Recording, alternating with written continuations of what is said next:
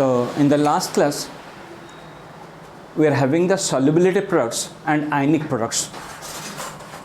तो एक्चुअली आयनिक इक्विलिब्रियम्स पे क्या होता है, जो आयनिक इक्विलिब्रियम चैप्टर होता है वो थोड़ा सा 3-4 क्वेश्चन आ जाता है. एक आपका आता है ओस्टवाल्ड डाइल्यूशंस लॉ. जो आयनिक इक्विलिब्रियम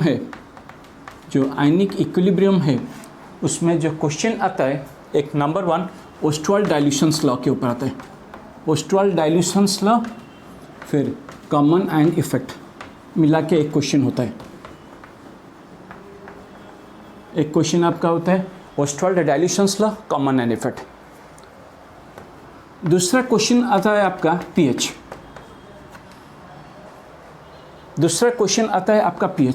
पीएच मतलब एक आपका एसिड्स हो गया, नंबर 2 बेस आपका हो गया, नंबर 3 डिफरेंट मिक्सचर्स हो गया, आपका डिफरेंट मिक्सचर हो गया, एसिड बेस एसिडिटी. 4 उसके बाद पीएच ऑफ सॉल्ट, जिसके बारे में आज हम पढ़ना है, pH of salt. Number 5 pH of buffer solutions. ये दोनों चीज़ हमें पढ़ना है.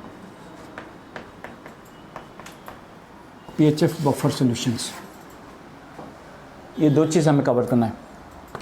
थर्ड आपका हो गया सॉल्युबिलिटी प्रोडक्ट और आयनिक प्रोडक्ट्स. एंड नंबर 4 हो गया ना question based on the titrations. तो 4 पार्ट होता है आपका आयनिक इक्विलिब्रियम में. एक number 1 Ostwald dilutions law, common ion effect. Number 2 pH, acid base different mixtures, pH of salt and pH of buffer solution. ये इसमें तो एक आता ही है, you get a question sure shorter से. It's a question from KSP KIP. तो last class में हम पढ़े थे केएसपी, ये आपका वेरिएबल कांस्टेंट है और केआईपी वेरिएबल है. तो केएसपी का जो फार्मूला हुआ था, केएसपी में जो फार्मूला हुआ था एबी सॉल्ट के लिए, केएसपी आपका फार्मूला हो गया S². AB2A2B में केएसपी का फार्मूला हो गया आपका 4S3. AB3A3B आपका केएसपी हो गया 27S⁴. फिर उसके बाद एक सॉल्ट अगर आता है AXBY, इसमें केएसपी आ जाता है X⁴X, Y⁴Y, S⁴X+Y. तो केएसपी में जो फॉर्मूला था उसमें से एक क्वेश्चन जरूर आता है. AB सॉल्ट के लिए KSP S², AB2A2B KSP 4S3, AB3A3B KSP 27S⁴, AXBY KSP X⁴X, Y⁴S⁴X+Y. And precipitation के लिए एक कंडीशन हुआ था, अगर आपका KIP is less than KSP, solution is said to be unsaturated. अगर दोनों इक्वल हो गया, KIP is equal to KSP, solution आपका सैचुरेटेड. एंड KIP अगर ग्रेटर देन KSP हो गया, ये आपका सॉल्यूशन को super saturated.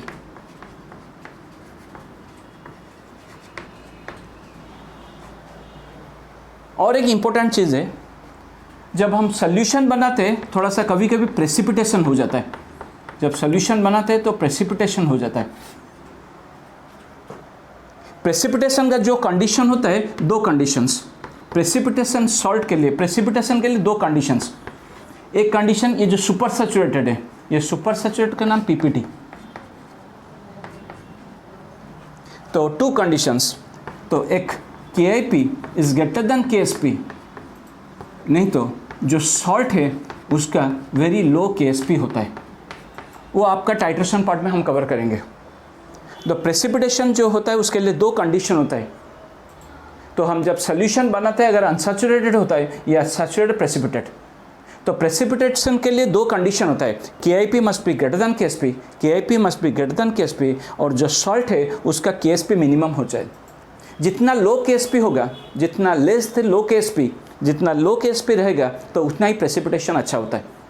So for conditions low KSP you are the important condition for the precipitations. तो आयनिक इक्विलिब्रियम में ये सब पार्ट 4, उसमें से एक क्वेश्चन KSP में आता है और दूसरा क्वेश्चन आइदर टाइट्रेशंस या pH से आता है. तो आज हमें दो चीज़ कवर करना है, एक pH ऑफ सॉल्ट और एक pH ऑफ बफर सॉल्यूशंस.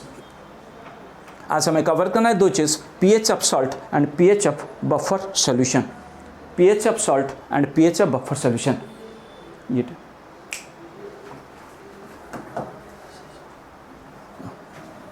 तो आज के टॉपिक में हमें लेना है pH ऑफ सॉल्ट और pH of buffer solutions.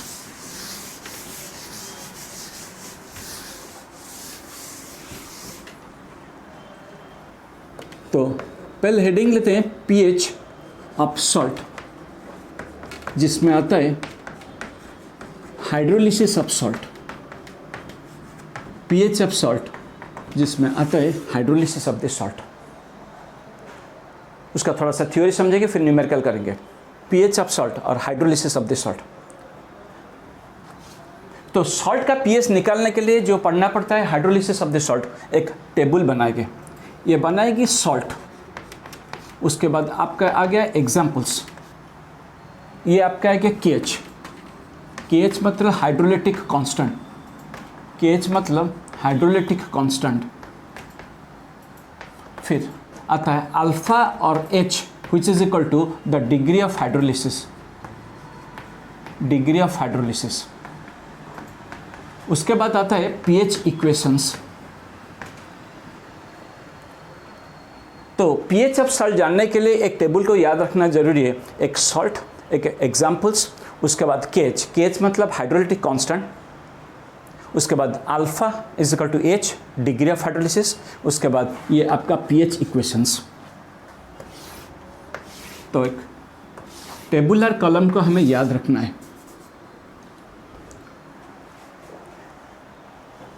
Salt जो होता है, सबसे बड़ी बात है ये KH क्या चीज़ होता है.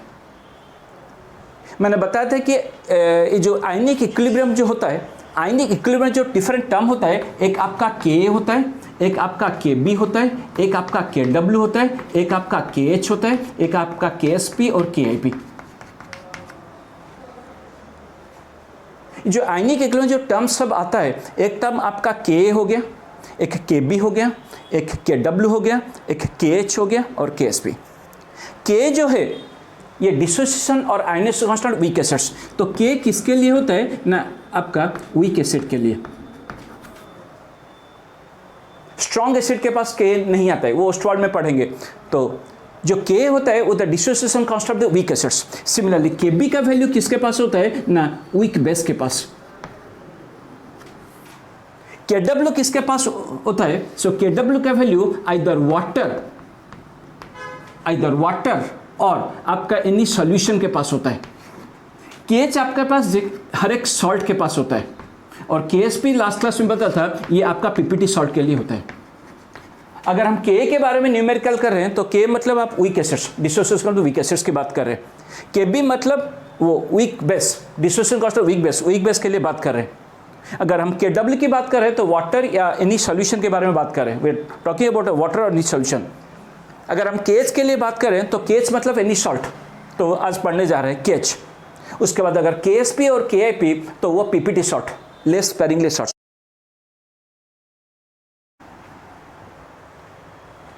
एंड हर एक टर्म हम लिखेंगे C क्या चीज़ होता है. एंड नंबर 4 हो गया week acid weak base. Weak acid के लिए तो Kw by K into Kb. तो मैंने बताया था कि शुरुआत से K जो टर्म होता है वीक एसिड्स के लिए, Kb जो होता है वीक बेसिस के लिए. तो स्ट्रॉन्ग, यहाँ पे स्ट्रॉन्ग एसिड स्ट्रॉन्ग बेसिस, उनके पास आइदर K टर्म नहीं होता है क्या Kb टर्म नहीं होता है. KH हमेशा डिपेंड करता है K और Kb के ऊपर. KH is A dependent on K and Kb. KH is a function of K and Kb. तो इनके लिए हमने बताया था कि K Kb जो टर्म है वो वीक एसिड वीक बेस के लिए होता है. तो ये स्ट्रॉन्ग एसिड स्ट्रॉन्ग बेस के लिए कोई K Kb नहीं होता है. तो इसके लिए उनका केस टर्म एग्जिस्ट नहीं कर रहे हैं. तो अल्फा आपका सो KH के ऊपर डिपेंड करता है. तो इसीलिए तो KH अगर नहीं रहेगा तो अल्फा नहीं रहेगा। तो ये स्ट्रॉन्ग एसिड वीक बेस में Kb रहता है, इसका formula Kw/Kb। Week acid strong base में रहता है term Kw/K। Week acid plus weak base के लिए रहता है दोनों टर्म Kw/K Kb। फिर उसके बाद जो फॉर्मूला डेरिवेशन होता है उसका फॉर्मूला होता है Kw/K × Kb। और उसका जो pH का फॉर्मूला होता है, उसका जो pH का फॉर्मूला हो गया, pH का formula half of pKw plus pK minus pKb। pH is equal to half of pKw plus pK minus pKb। तो pK pKb अभी समझ में आ जाएगा क्या चीज़ है। एंड ये अगर जो सॉल्ट है, ये 4 सॉल्ट्स हैं, ये आपका सॉल्ट एसिडिक भी हो सकता है, ये आपका न्यूट्रल भी हो सकता है, ये सॉल्ट, ये आपका बेसिक भी हो सकता है, डिपेंड कर रहा है Ka की वैल्यू। अगर K is greater than Kb, ये सॉल्ट आपका एसिडिक हो जाएगा। एसिडिक मतलब pH लेस देन 7। तो neutral K is equal to Kb और बेसिक हो जाएगा K is less than Kb। तो इसी में से हमारा न्यूमेरिकल लेकर आ जाएगा। तो हम पढ़ने जा रहे हैं कि pH of A salt.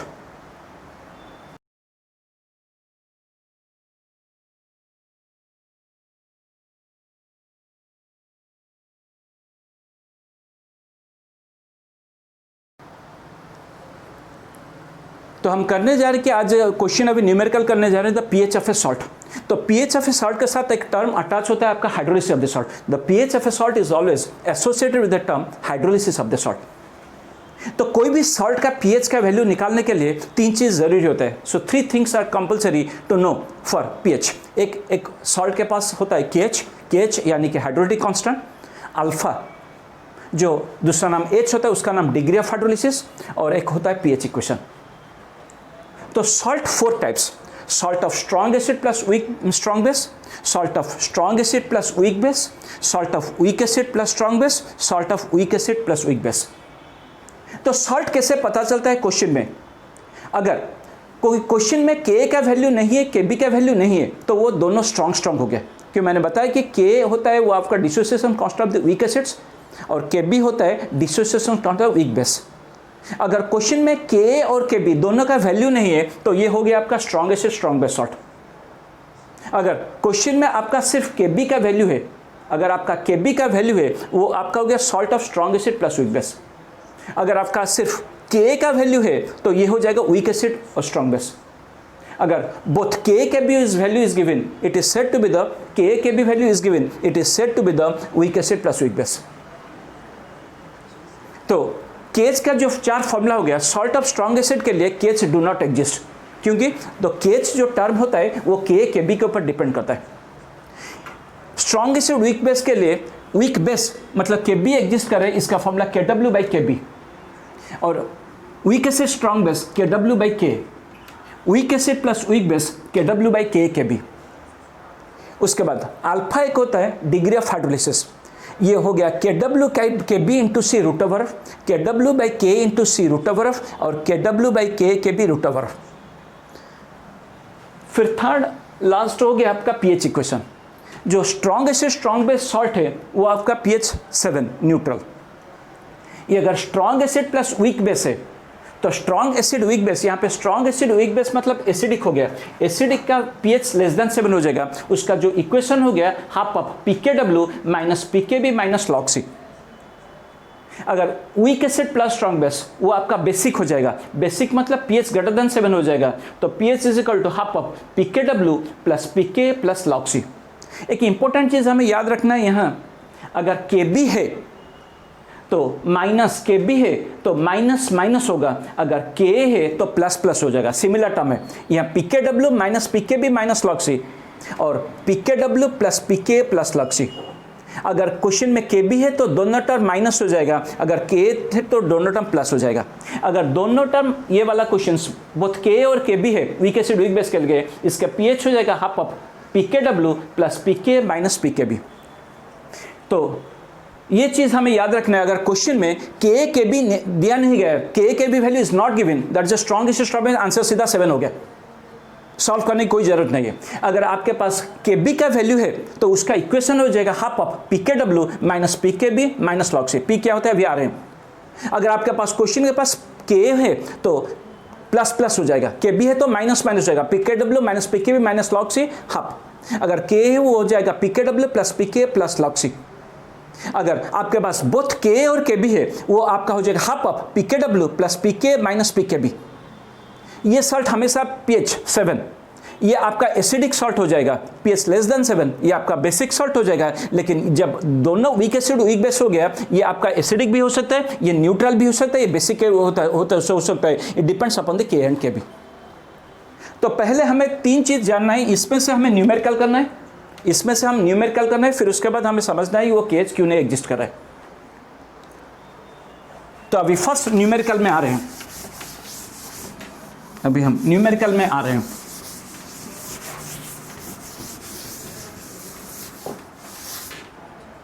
Question number 1,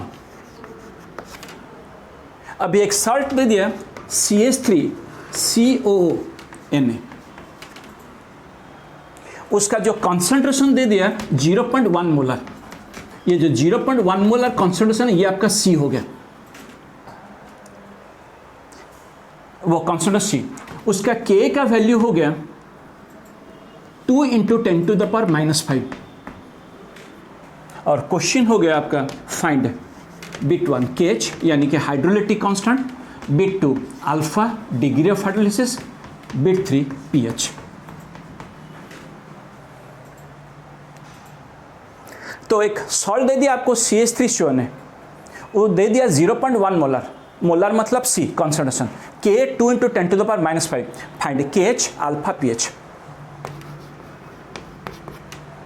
इस सॉल्ट में सिर्फ K का वैल्यू है और Kb नहीं है, मतलब यहां से पता चल गया ये salt of weak acids plus strong base. मैंने बार बार I am repeating, if only K value is given, K and Kb is always for the weak part।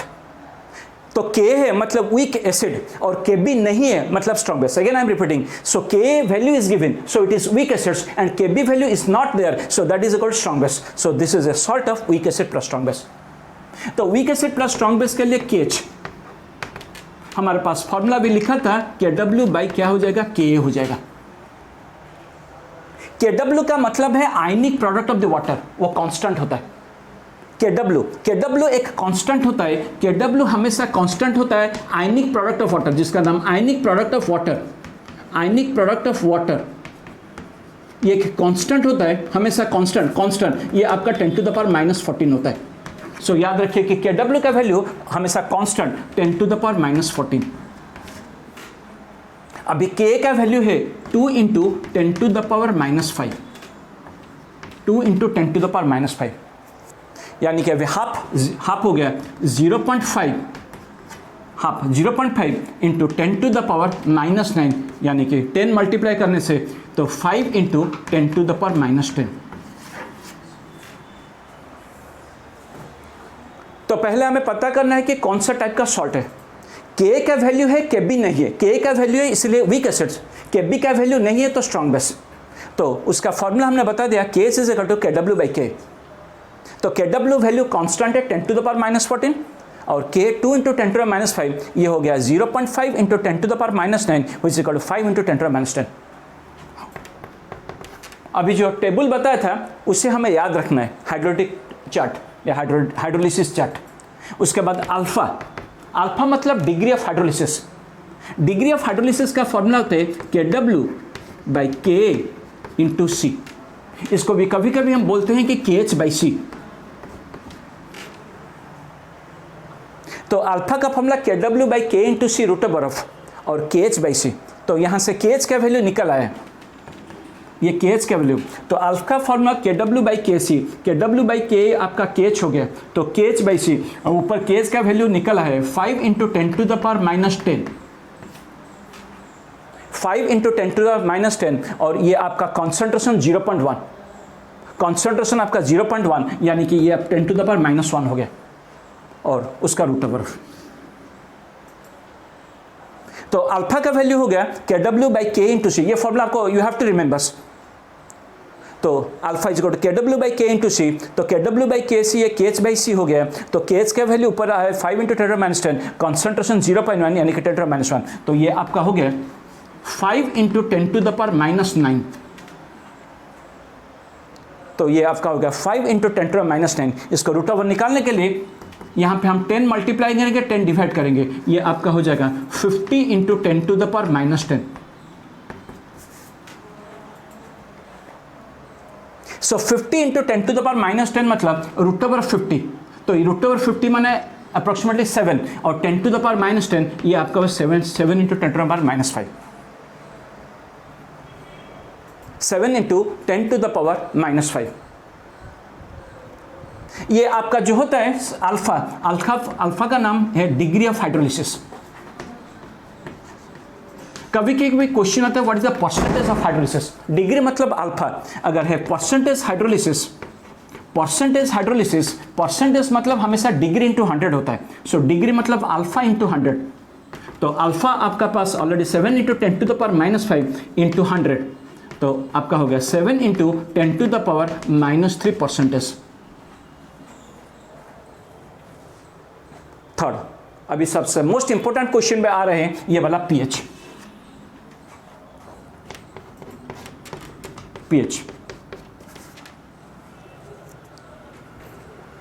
तो मैंने पहले बता दिया केएच, तो फर्स्ट हमें पता करना है कि कौन सा टाइप का सॉल्ट है, के है के भी नहीं है, मतलब वीक एसिड स्ट्रॉन्ग बेस हो गया, तो केएच आपका के डब्ल्यू बाई के डब्ल्यू वैल्यू हमेशा कांस्टेंट 10⁻⁻14, के का वैल्यू 2 इंटू 10⁻⁵, तो 5 इंटू 10⁻⁻10 हो गया।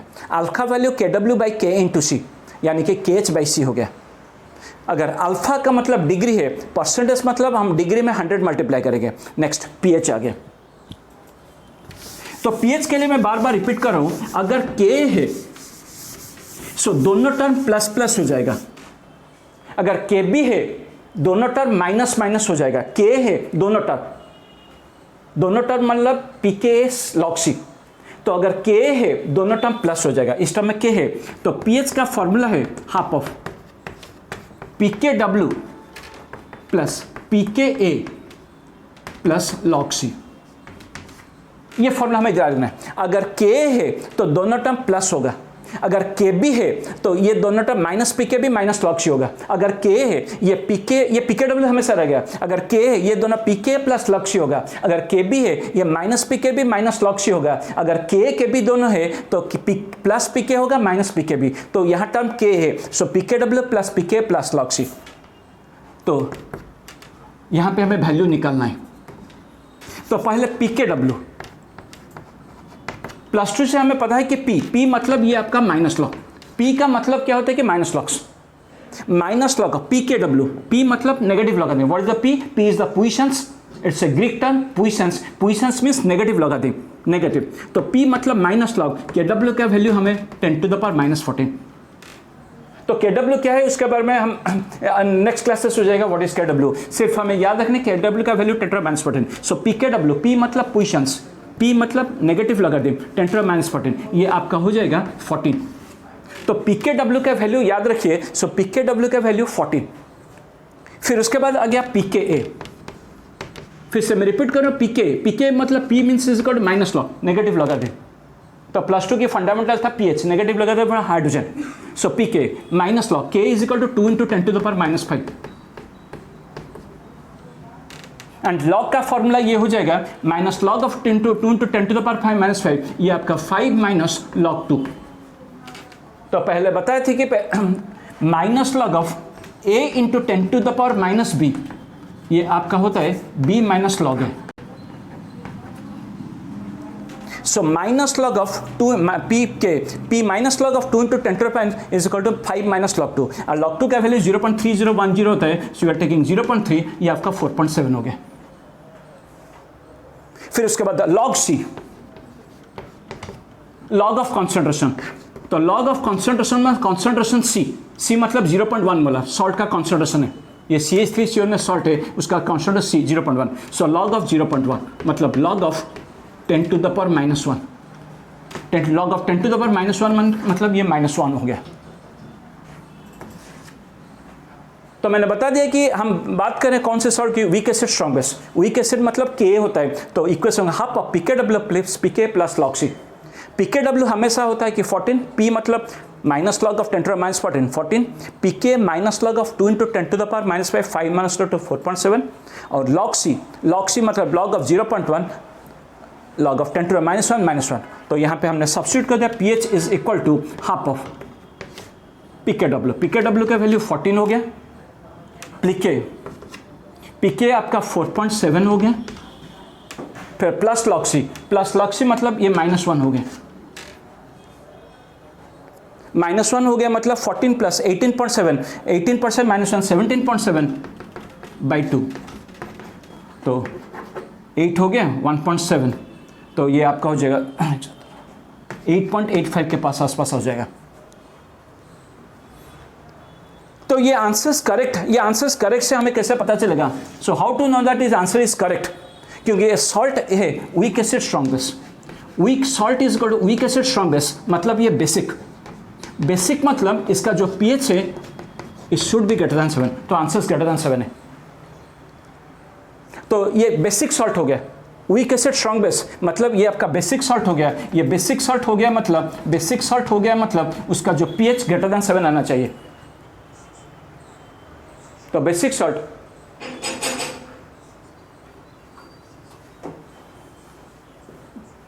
pH ग्रेटर देन 7 होना चाहिए, तो ये pH आपका 8.85 हो गया। तो pH का फॉर्मूला मैं बार बार वही चीज़ रिपीट कर रहा हूँ, अगर Ka है तो दोनों टर्म प्लस हो जाएगा, मतलब pKw तो हमेशा शुरुआत में रहेगा, Ka है तो pK प्लस log C हो जाएगा, Kb है ये दोनों टर्म माइनस pK भी माइनस log C हो जाएगा। अगर वीक Ka के भी है log C नहीं रहेगा, वो आपका प्लस pK माइनस pK भी हो जाएगा। अभी दूसरा क्वेश्चन में जा रहे हैं, ये हमने सॉल्ट ले लिया वीक एसिड स्ट्रॉन्ग बेस, अभी सेकंड में पूरा क्लियर हो जाएगा।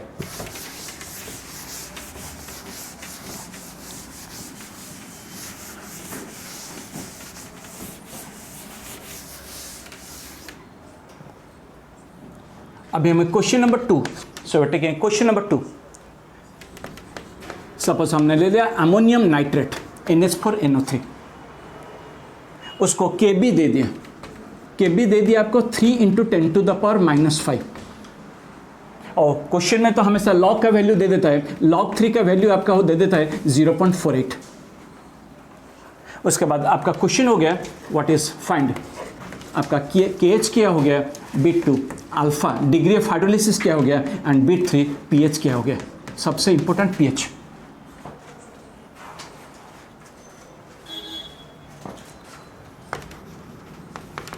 तो ये क्वेश्चन में Kb है Ka नहीं है, तो Kb है, सो Kb है मतलब इट इज वीक बेस, और K नहीं है तो ये आपका स्ट्रॉन्ग एसिड हो गया। तो K मतलब ये एग्जिस्ट, के भी अब हमेशा एग्जिस्ट करता है वीक के लिए, Kb है मतलब वीक बेस है, K नहीं है तो ये स्ट्रॉन्गेस्ट, ये salt of weak acid plus strong weak base plus strong acid हो गया। तो Kb वैल्यू है, सो इसीलिए वीक बेस हो गया, K नहीं है तो इसके लिए स्ट्रॉन्ग एसिड हो गया। तो उसका जो KH का वैल्यू हो गया, अभी फॉर्मूला आपका Kw डिवाइडेड बाई Kb हो गया, Kw बाई Kb हो गया। और Kw अभी बताया कि Kw का वैल्यू क्या होता है कि 10 to the power -14 हमेशा constant ionic product of water. Kb का वैल्यू दिया हुआ है 3 × 10 to the power -5, मतलब ये हो गया 1/3 मतलब 0.33 × 10 to the power -9, और 10 मल्टीप्लाई करेंगे तो फिर ये हो जाएगा 3.3 × 10 to the power -10, और ये कॉन्सेंट्रेशन मान लो कि दे दिया 0.01 मोलर, ये आपका कॉन्सेंट्रेशन 0.01 मोलर कॉन्सेंट्रेशन जरूरी है। तो KH is equal to Kw by Kb। उसके बाद अभी बताता अल्फा जो होता है वो होता है √of KH बाई C, मतलब ये आपका होता है अल्फा का formula Kw by Kb × C। अभी जो पहले जो टेबल दिया था वो हाइड्रोडिक कांस्टेंट का टेबल Kw बाई KbC, तो Kw बाई Kb मतलब ये आपका वैल्यू KH हो गया, तो KH बाई C, और KH यहाँ से ऑलरेडी आ चुका है, सो KH का वैल्यू 3.3 × 10 to the power -10, और C मतलब 0.01 मतलब 10 to the power -2, तो ये आपका हो गया √3.3 इंटू 10⁻⁻8 यानी कि √3.3 मतलब 1 और 2 के बीच में √3.3 इंटू 10⁻⁻4 हो गया। से बार बार रिपीट करो, उसमें ये वाला इसमें Kb है और K नहीं है। Kb है इसलिए it's a salt of weak base और K is absent of strong acids. तो इसके लिए फॉर्मूला Kw/Kb वैल्यू निकल आया। तो alpha is equal to Kw/Kb C √KH/C। And third आ गया सबसे इंपॉर्टेंट pH। अभी मैंने बार बार रिपीट किया, अगर K है दोनों टर्म प्लस हो जाएगा, Kb है दोनों टर्म माइनस हो जाएगा। K है तो दोनों टर्म प्लस हो जाएगा, Kb है तो दोनों टर्म माइनस हो जाएगा। तो मतलब हाफ ऑफ PKW दोनों term minus PKB minus log C। K है तो दोनों term plus PK plus 3, K है तो दोनों टर्म प्लस हो जाएगा plus PK plus log C। अगर Kb है तो दोनों टर्म माइनस हो जाएगा minus PK minus log C। और PKW का वैल्यू हमेशा कांस्टेंट अभी बताया था कि 14, PKW मतलब 14। फिर PKB का वैल्यू निकालेंगे। PKB मतलब P अभी बताया माइनस log KB। KB का वैल्यू दिया हुआ है आपका 3 × 10⁻⁵। ये हो गया 5 minus log 3। PKB minus log of 3 × 10⁻⁵, तो ये 5 माइनस log 3। log 3 का वैल्यू 0.48 दिया हुआ है, 5 माइनस 0.48 मतलब ये आपका 4.52 हो गया। उसके बाद log C का वैल्यू 0.01, सो log ऑफ 0.01 मतलब 10⁻⁻2, ये आपका -2 log 10 -2 हो गया। अभी यहाँ पे हम डाल देंगे हाँ। तो PKW का वैल्यू कितना है 14 है, माइनस PKB PK का वैल्यू कितना है 4.52। उसके बाद आ गया माइनस log C मतलब -2, तो यहाँ पे हो जाएगा +2। तो 1 सेकेंड्स, PKW हमेशा कांस्टेंट 14। अभी PKB आ गया 4.52 माइनस log C आपका -2 है, तो minus log C is equal to +2 हो गया। तो ये आपका हो गया 14 + 2 16, 16 माइनस 4.52, 16 माइनस 16 माइनस 4.52, तो 11.48 ये आपका हो जाएगा। तो 11.48 ये आसपास 11.48/2, तो 11.48/2 मतलब 5.74 के आसपास आ जाएगा। pH आपका 5.74। तो आंसर ठीक है, क्योंकि ये जो सॉल्ट है वीक बेस एसिड और एसिड स्ट्रॉन्ग एसिड्स मतलब weak base plus strong acid मतलब ये आपका एसिडिक सॉल्ट है। एसिडिक सॉल्ट मतलब इसका pH, इसका जो pH एसिडिक सॉल्ट मतलब pH हमेशा लेस देन 7 आना चाहिए। एसिडिक सॉल्ट मतलब pH हमेशा लेस देन 7 आना चाहिए। तो ये आपका आंसर 5.74। तो सबसे मोस्ट इंपॉर्टेंट चीज़ है, अगर Kb है दोनों टर्म माइनस हो, मैं बार बार रिपीट कर रहा हूं, अगर Kb है तो दोनों टर्म माइनस हो जाएगा, K है तो दोनों टर्म प्लस हो जाएगा। तो Kb है तो pH का इक्वेशन है half of PKW minus PKB minus log C, half of PKW minus PKB minus log C Kb term है। अगर K टर्म है तो half of PKW plus PK plus log C। So one second repeating, अगर Kb है तो half of PKW minus PKB minus log C, अगर K है तो half of PKW plus PK plus log C। फिर उसके बाद आ जाएंगे थर्ड वाला न्यूमेरिकल्स। तो एक हमने ले लिया weak strong acid weak base वाला सॉल्ट, दूसरा हमने ले लिया वीक एसिड स्ट्रॉन्ग बेस वाला सॉल्ट, एंड तीसरा हम ले लेंगे weak acid weak base salt.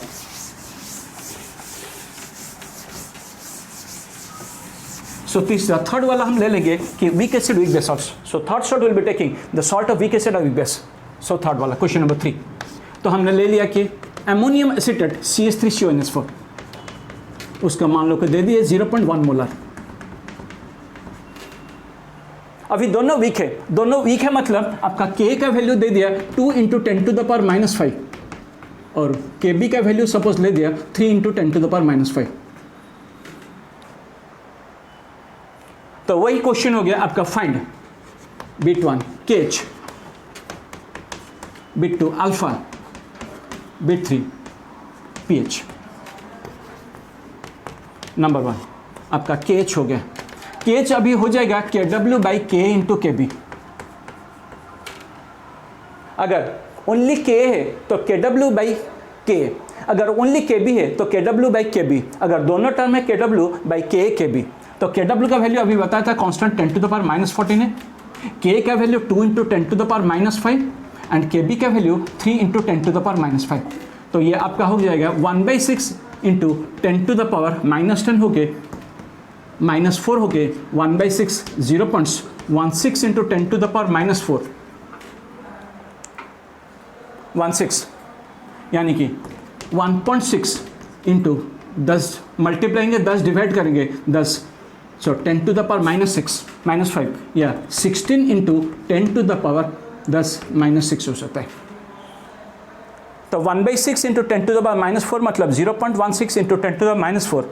अगर यहाँ पे 10 मल्टीप्लाई करके 10 डिवाइड करेंगे तो 1.6 इंटू 10 टू द -5। अगर फिर से 10 डिवाइड करके 10 यहाँ पे 10 मल्टीप्लाई करके 10 डिवाइड करेंगे तो 16 इंटू 10 टू द -6।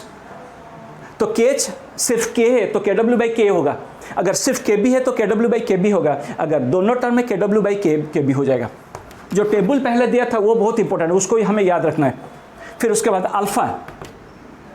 अल्फा ये आपका फॉर्मूला KW/K इंटू KB, इसका जो डेरिवेशन है उसमें अल्फा में C टर्म नहीं रहता है, अल्फा में C टर्म नहीं रहता है, C कैंसिल हो जाता है। सो सिर्फ KW/K KB, तो ये आपका वैल्यू सिर्फ KH हो जाता है। KH मतलब ये root over of 16 into 10 to the power -6 मतलब 4 इंटू 10 टू द पावर -3 हो गया। एंड अगर परसेंटेज है, परसेंटेज हमेशा अल्फा मतलब डिग्री इंटू 100, तो 4 into 10 to the power -3 4 into 10 to the power -3 into 100 मतलब 4 into 10 to the power -1 percentage हो गया। अल्फा में अगर 100 मल्टीप्लाई करेंगे तो परसेंटेज हो जाएगा, percentage equal alpha into 100, alpha 4 into 10 to the -3 into 100, 4 into 10 to the -1। Third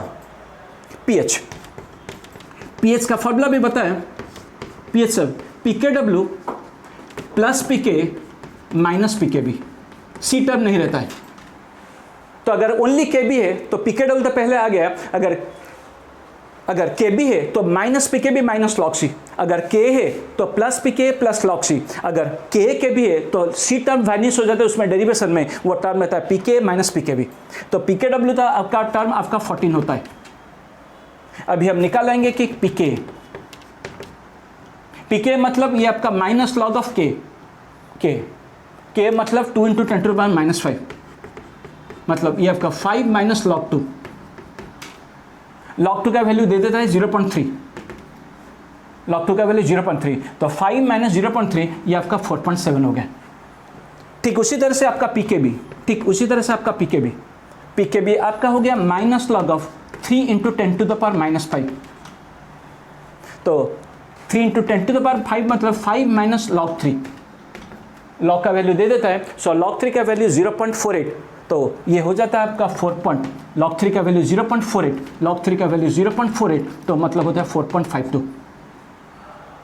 ये दोनों वैल्यू हमने डाल दिया। सो वही चीज़ रिपीट आ रहा है, अगर दोनों टर्म है KB है तो प्लस PK माइनस PKB, दोनों टर्म है तो प्लस PK माइनस PKB उसका डेरिवेशंस। तो PKW का वैल्यू हमेशा कांस्टेंट होता है हाफ, ये आपका 14 हो गया, प्लस PK आपका हो जाएगा 4.7, PK आपका हो गया 4.7 और PKB आपका हो गया 4.5 माइनस 4.52, तो ये आपका आसपास हो जाएगा 4.7 4.52, ये शायद 0.18 आ जाएगा, 52 0.18, तो ये आपका 14.18/2।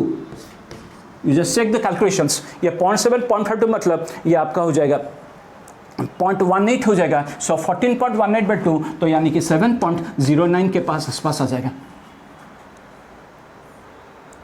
तो 7.9 के आसपास आ जाएगा। तो जो भी पढ़े हम सबसे इंपॉर्टेंट है, अगर K है वो दोनों टर्म माइनस दोनों टर्म प्लस हो जाएगा, half of PKW plus PK plus log C। अगर KB है तो half of PKW minus PKB minus log C। अगर दोनों टर्म हो गया तो C वैनिश हो जाएगा, PK का प्लस हो जाएगा, PKB माइनस हो गया। तो हमारे पास 4 टाइप का सॉल्ट होता है, उसमें से 3 सॉल्ट हमने कंप्लीट कर दिया। Strong acid weak base, number 2 weak acid strong base, और number 3 weak acid weak base. अगर सिर्फ K का वैल्यू है, वो आपका हो जाएगा weak acid strong base. Because के जो टर्म होता है वीक के लिए एग्जिस्ट करता है. अगर के है वो सॉल्ट आपका हो जाए वीक एसिड स्ट्रॉन्ग बेस. अगर के भी है वीक बेस स्ट्रॉन्ग एसिड्स, और दोनों हो गया के भी है के भी है, जैसे इस न्यूमेरिकल में के भी है के भी है, ये आपका हो गया week acid weak base salt हो गया.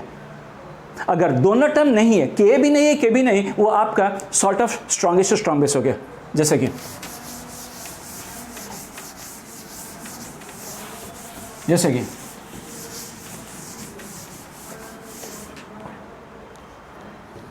अभी फोर्थ हो गया, सपोज 0.01 मोलर हमको दे दिया कि पोटेशियम सल्फेट के 2SO4,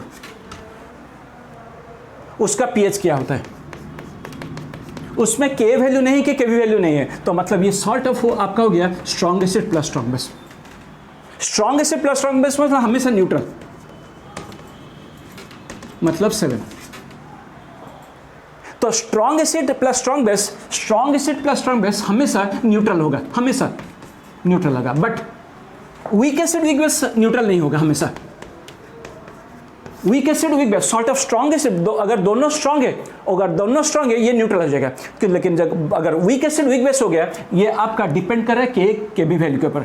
अगर के ग्रेटर देन के बी है, के ग्रेटर देन के बी, ये आपका एसिडिक हो जाएगा. एसिडिक मतलब पीएच आपका पीएच लेस देन 7 हो जाएगा. अगर दोनों के इजिकल टू के बी हो गया, ये आपका न्यूट्रल हो गया. न्यूट्रल मतलब वो आपका 7 हो जाएगा. अगर के लेस देन के बी हो गया, ये आपका बेसिक मतलब ग्रेटर देन 7 हो जाएगा. तो ये अगर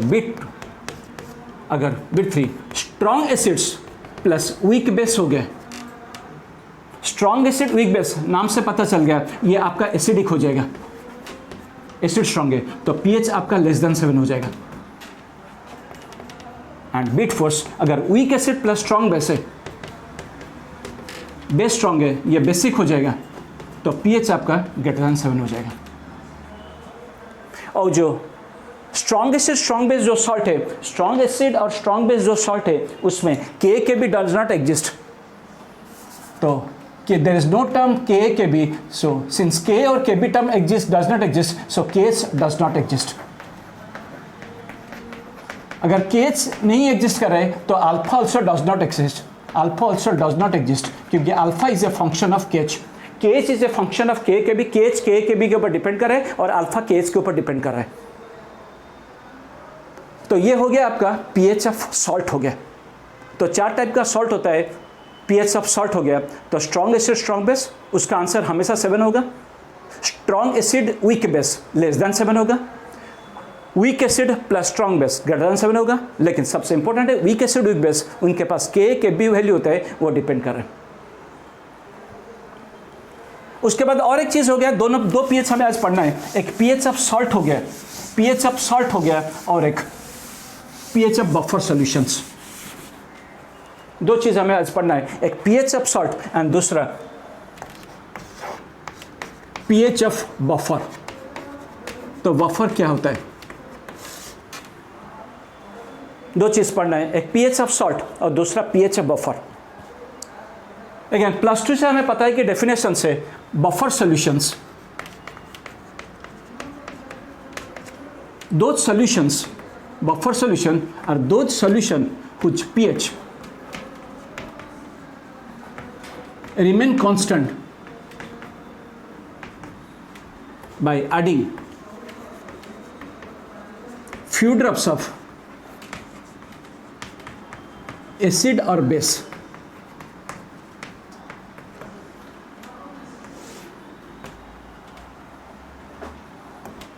Those which pH remain constant. Buffer solution मतलब pH constant रहता है by adding acid or base. So we know that when we are adding acid, when we add acid, तो pH decrease होता है less than 7. अगर add कर रहे हैं तो base, तो pH increase करता है. तो अगर हम we are adding acids तो pH घटता है, डिक्रीजेस. अगर बेस ऐड करता है pH इंक्रीजेस. जो सोल्यूशन के लिए उनको कहते हैं कि non buffer solution, non buffer solutions. लेकिन कुछ सोल्यूशन होता है, सम सोल्यूशन सो जहाँ पे हम ऐड करते हैं एसिड और बेस, ऐड करते हैं एसिड और बेस, उनका पीएच कांस्टेंट रहता है, उनका पीएच कांस्टेंट रहता है। जैसे कि ब्लड हो गया, ह्यूमन ब्लड हो गया, तो पीएच कांस्टेंट होता है और उन्हीं को हम कहते हैं कि बफर सॉल्यूशंस।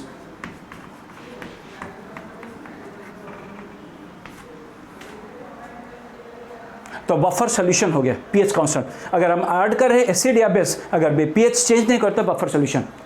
तो जनरली 2 टाइप्स का बफर होता है,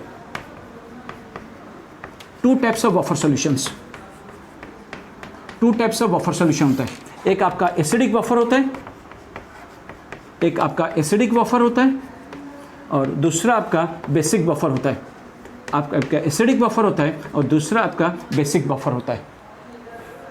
एक एसपीएच इक्वेशन एसिडिक बफर के लिए होता है, एक बेसिक बफर के लिए होता है। तो हमें पता चल गया बफर क्या होता है। बफर होता है दो solution whose pH remain almost constant by adding few drops of the acid और बेसिस। एक सॉल्यूशन ले लेंगे, उसमें एसिड भी डालेंगे, बेस भी डालेंगे। अगर पीएच बदल रहा है तो वो नॉन बफर हो गया। तो पीएच तो बदलना चाहिए, पीएच तो बदलना चाहिए, लेकिन कुछ सॉल्यूशन है वो पीएच को रेजिस्ट करते हैं। तो जो बफर सॉल्यूशन है वो पीएच को रेजिस्ट करते हैं। जो पीएच चेंज होता है वो पीएच चेंज को रेजिस्ट करते हैं, resistance to pH change resist करते हैं। तो वही सॉल्यूशन बफर सॉल्यूशन हो गया। एंड 2 तरह का बफर सॉल्यूशन होता है, आपका एसिडिक बफर और बेसिक बफर्स। तो उसके लिए एक पीएच इक्वेशन होता है और बेसिक के लिए एक पीएच इक्वेशन होता है। तो एसिडिक बफर और बेसिक बफर 2 इक्वेशंस। तो 2 चीज़ हमें आज पढ़ना है, एक सॉल्ट का पीएच के बारे में, दूसरा बफर। तो एसिडिक बफर,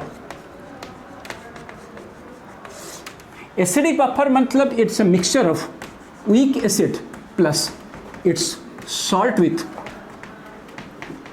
स्ट्रॉन्ग बेस।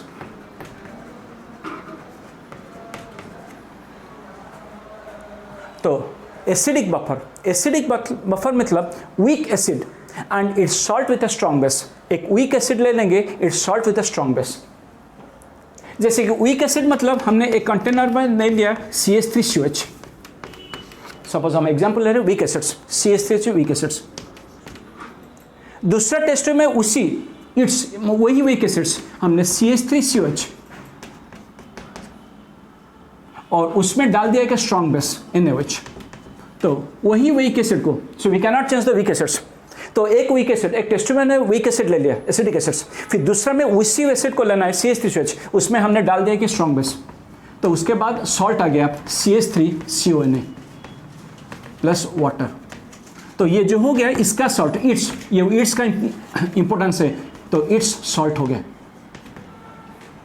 अब बफर क्या हो गया, मतलब बफर से एसिडिक बफर क्या हो गया, सो हम मिला देंगे CH3COH प्लस इट्स सॉल्ट, मतलब CH3CONA। मतलब ये आपका वीक एसिड्स और ये आपका हो गया it's salt, it's salt with a strong base. So फिर से मैं समझा रहा हूं।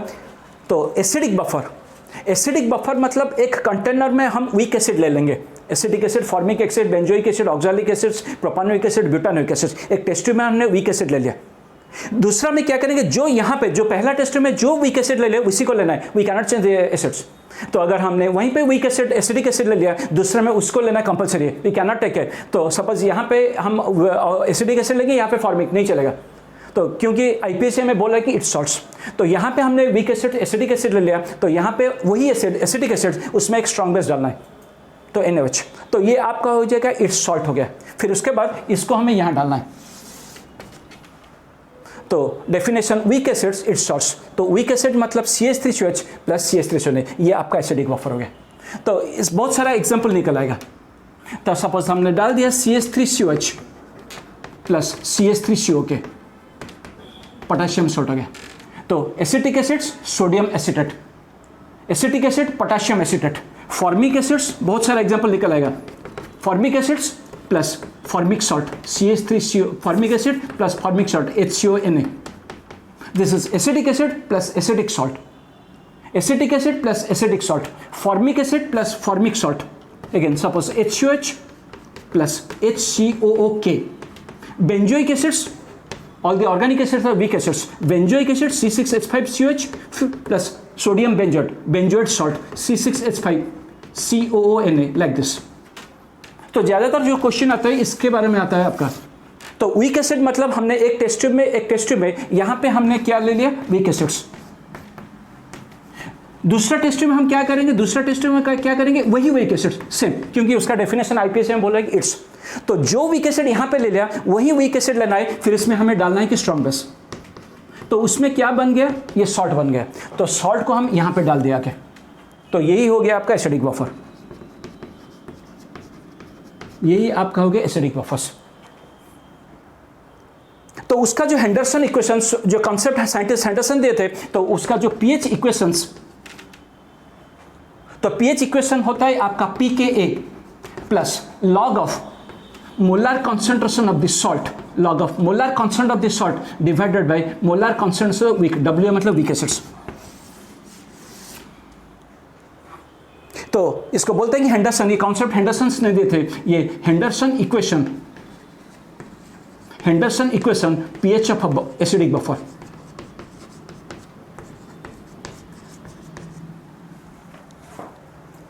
तो एसिडिक बफर क्या हो गया, एसिडिक बफर आपका हो गया मतलब उसमें K एग्जिस्ट करेगा, एसिडिक मतलब K एग्जिस्ट हो गया। तो उसका pH is equal to pK plus log of salt by weak acid, log of molar concentration salt by weak acids.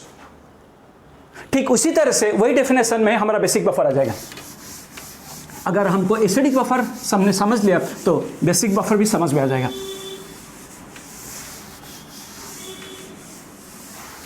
अभी क्या करेंगे, बेसिक बफर उल्टा जाएंगे। अभी एसिडिक बफर जैसे पढ़े, अभी बेसिक बफर को मैं रिवर्स के तरीके से, बेसिक बफर्स। अब एसिडिक बफर्स मैंने क्या कैसे पढ़ा है कि आपको डेफिनेशन से फॉर्मूला को ले लिया, अभी बेसिक से उल्टा जाऊंगा, तो फॉर्मूला से डेफिनेशन तक। सो पीएच, तो एसिड मतलब पीएच एग्जिस्ट करता है, बेस मतलब आपको पता है कि पीओएच एग्जिस्ट करता है। तो ये फंडामेंटल कॉन्सेप्ट है, +2 से एक लड़का को जानना जरूरी है कि किसके लिए क्या एग्जिस्ट करता है। अगर एसिड है उसके लिए पीएच एग्जिस्ट करता है, अगर बेस है उसके लिए पीओएच। तो बेसिक बफर मतलब ये आपका पीएच का नाम हो जाएगा आपका पीओएच। अभी ये pKa है, ये टर्म आपका हो जाएगा pKb प्लस लॉग ऑफ ये आपका सॉल्ट को सॉल्ट रहेगा, और इसके बाद ये आपका वीक बेस हो गया, एंड pH आपका हो जाएगा 14 माइनस pOH। तो हमने पहले से पढ़ चुके हैं, already we know that for the acid we get pH directly, but for the bases we get first pOH, then 14 minus pOH is equal to pH। फिर उसके बाद बेसिक बफर क्या होता है, बेसिक बफर होता है आपका वीक बेस, जैसे एसिडिक बफर होते हैं वीक एसिड्स, यहाँ पे weak base plus it's salt with strong acids, it's salt with the strong acids. तो वहां पे था वीक एसिड्स, अभी वीक बेस, उसके बाद अभी आ गए it's salt with strong acids. तो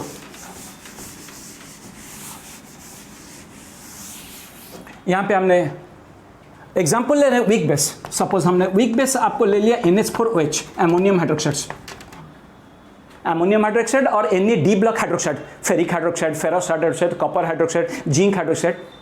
आपका एस ब्लॉक का सोडियम पोटेशियम हाइड्रोक्साइड वगैरह वो आपका स्ट्रॉन्ग बेसिस हो जाता है। तो अमोनियम हाइड्रोक्साइड और Na block metal hydroxide, zinc hydroxide, ferrous hydroxide, ferric hydroxide. So common weak base आपका NH4OH हो गया। तो एक टेस्ट में NH4OH ले लिया, दूसरा में वही बेस, वही वीक बेस लेना है, NH4OH वही वीक बेस लेना है। फिर उसमें डालना है कि स्ट्रॉन्ग एसिड्स, माना कि हमने डाल दिया HCl।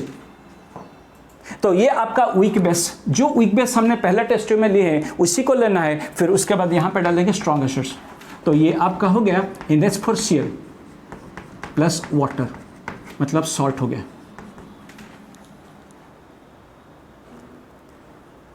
तो अभी हम डाल देंगे, बेसिक बफर आपका हो गया NH4OH, मतलब ये आपका वीक बेस हो गया, प्लस इसका सॉल्ट हो गया NH4Cl, it's salt, weak base and it's salt. उस तरह से बहुत सारा आ जाएगा NH4OH plus ammonium sulphate NH4,2SO4, aluminium hydroxides plus aluminium chlorides, ये सब weak base and it's salt होता है। Ammonium hydroxide, ammonium salt, ammonium hydroxide ammonium salt, aluminium hydroxide aluminium salt, zinc hydroxide zinc salt, ferrous hydroxide ferric salt, ferric hydroxide ferric salt, copper hydroxide copper salt, इस तरह से होता है। तो ज़्यादातर examples आपका होता है NH4OH plus NH4Cl।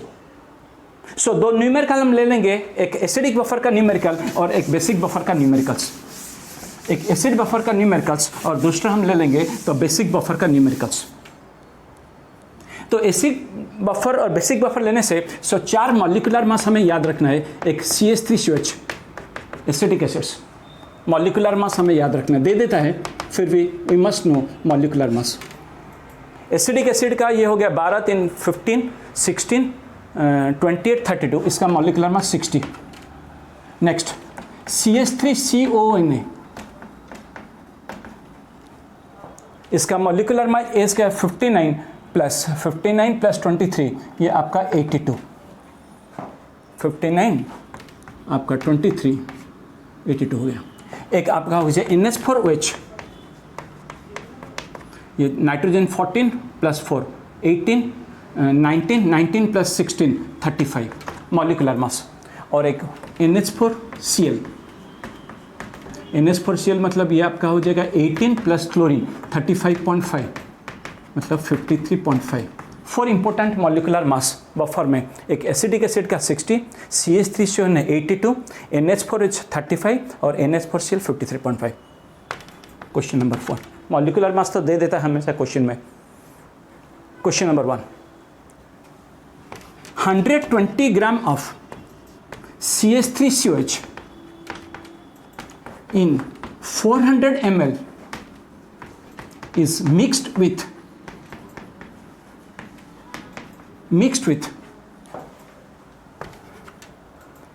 328 gram of CH3CONA in 700 ml। एक एसिडिक बफर का solution 120 gram CH3COH in 400 ml is mixed with 328 gram of CH3 700 ml।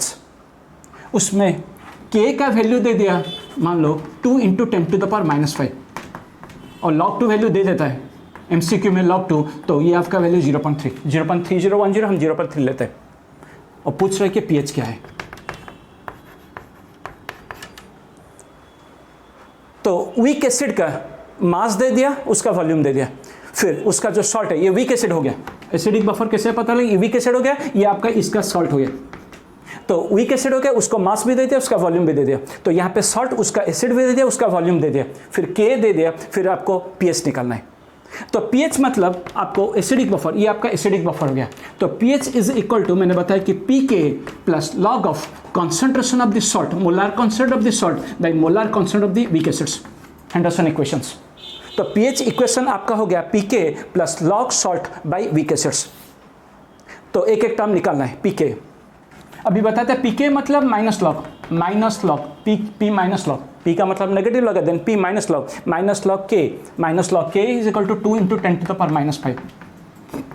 ये 5 माइनस लॉग 2 होके 4.7 हो गया। फिर उसके बाद सबसे इंपॉर्टेंट चीज़ है मोलर कॉन्सेंट्रेट ऑफ सॉल्ट। इसका मतलब स्क्वायर ब्रैकेट मतलब molarity, that is equal to mole divided by volume in litres. ये जो स्क्वायर ब्रैकेट हो गया उसका मतलब है मोलारिटी, मोलर कॉन्सेंट्रेशन, जो वैल्यू हो गया mole by volume in litres. Mole salt का मतलब अभी मोल मतलब क्या हो गया, मास बाय मॉलिक्यूलर मास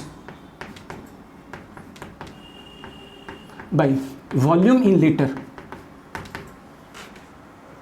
तो मास आपका दे दिया है कि अभी सॉल्ट का, उसका मास दे दिया कितना 328, उसका मॉलिक्यूलर मास दे देता है, हमेशा मॉलिक्यूलर मास देता है। तो यहाँ पे CH3CON का पहले मैंने लिख दिया कि 82 दे देता है molecular mass, volume in litres. तो अक्सर लड़के क्या करते हैं कि वॉल्यूम एसिडिक का यहाँ पे वॉल्यूम दे दिया 700 ml, तो वॉल्यूम 700 नहीं हो, volume they take general 700 but not 700 because हमने दोनों मिला लिया मतलब ये टोटल वॉल्यूम आपका 1100 ml। तो दोनों वॉल्यूम हो गया 1100 ml। 1100 ml मतलब हमेशा ये जो mole by volume in litres, so 328 ये दोनों मिला के दोनों both are mixed, so total volume आपका 1100 ml, यानी कि लीटर करेंगे तो 1.1, क्योंकि मोलार कॉन्सेंट्रेशन ये होता है मोल पर लीटर्स। तो ये आपका हो गया 4/1.1 मोलार। ये 1.1 let it be as such. So generally what students do, so they take, so salt का वॉल्यूम दिया है 700, उसको 0.7 ले लेते हैं, लेकिन हमने मिला दिया तो टोटल वॉल्यूम 1.1। ठीक उसी तरह से आपका तो वीक एसिड आ गया, वीक एसिड का वही हो जाएगा मोल बाई वॉल्यूम इन लीटर। उसी तरह उसका मास बाई मॉलिक्यूलर मास, उसका मास दिया है 120, मॉलिक्यूलर मास दे देता है 60, वॉल्यूम दोनों के लिए सेम, बिकॉज दो चीज़ हम इकट्ठे मिला रहे हैं। तो सपोज ए और बी को इकट्ठे मिला रहे हैं, ए का जो भी वॉल्यूम होगा बी का वही वॉल्यूम हो जाएगा, सो दोनों के वॉल्यूम 1.1। तो वही गलत करते हैं, तो यहाँ पे 0.7 ले लेते हैं और यहाँ पे 0.4, तो दोनों का वॉल्यूम सेम हो गया 120 मतलब 2/1.1। फिर यहाँ पे हमने डाल दिया सो pH। अभी pK का वैल्यू आपका आ गया कितना 4.7 प्लस लॉग ऑफ सॉल्ट का कॉन्सेंट्रेशन आपका पास 4/1.1 और वीक एसिड का कॉन्सेंट्रेशन 2/1.1, तो वॉल्यूम कैंसिल हो जाता है।